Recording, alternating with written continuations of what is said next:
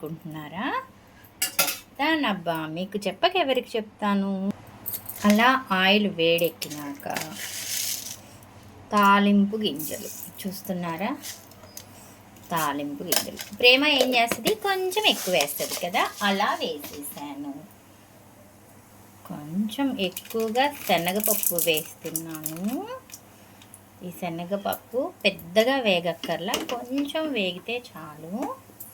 దాని తర్వాత ఉల్లిపాయ ముక్కలు,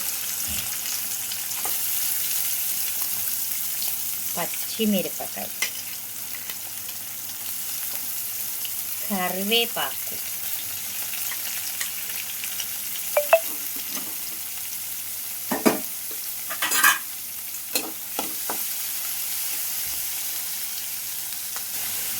తర్వాత పసుపు,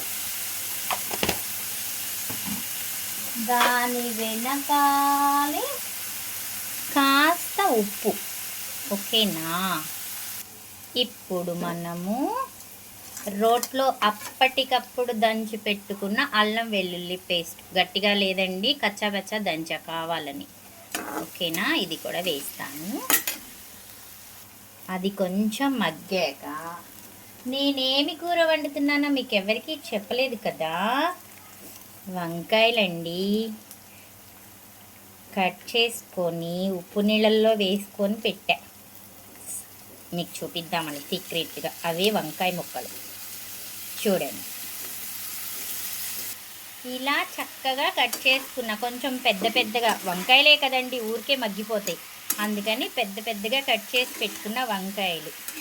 ఇందాక ఉల్లిపాయల్లో రుచికి సరిపడా సాల్ట్ వేసుకున్న, తర్వాత చెక్ చేసుకొని వేసుకుంటాను. ఓకేనా? ఈ వంకాయల్ని ఒక్క 2 నిమిషాలు చక్కగా మూత పెట్టి మగ్గించుకుందాం. ఇలా చక్కగా మూత పెట్టుకొని మగ్గించుకుందాం.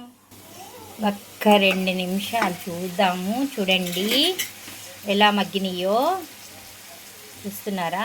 బాగా మగ్గినాయి కదా. ఇప్పుడు మనం దీంట్లోకి ఒక స్పెషల్ ఇంగ్రీడియంట్ వేస్తున్నాం. ఏం వేస్తున్నాను, అంతకుముందు ఎవరైనా చేస్తే ఓకే, లేకపోతే నేనైతే ఫస్ట్ టైం చూస్తున్నానండి.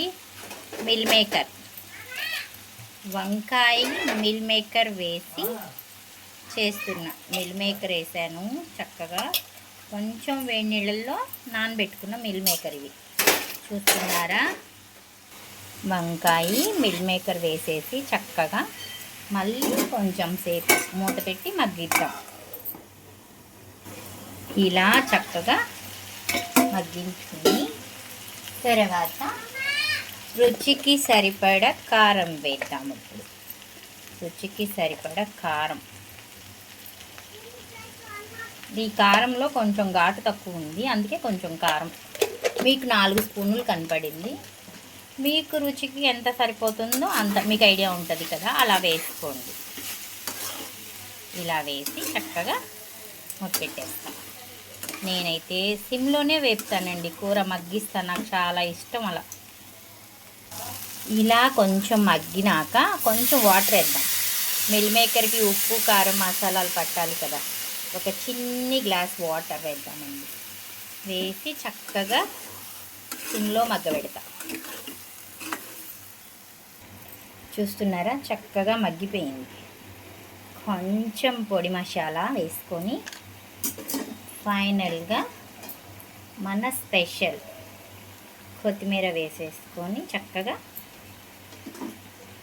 ఒక్క 2 నిమిషాలు